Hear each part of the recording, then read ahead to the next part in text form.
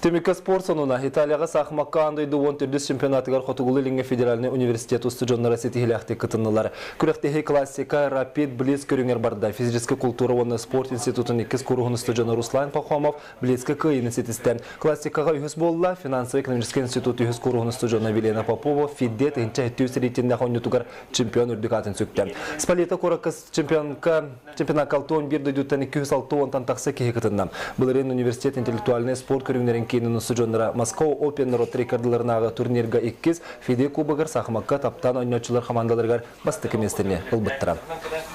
Бастықы күннер ғарқанлық аспыттыра, тойда қана бастықы 200 турдар бары кәліген аспыттыры болбыттыра, онтан күстақ соперниктерім Бразилияттан, Эквадордан ханжалардылар. Келер 200 место болбыттыра, ол бастан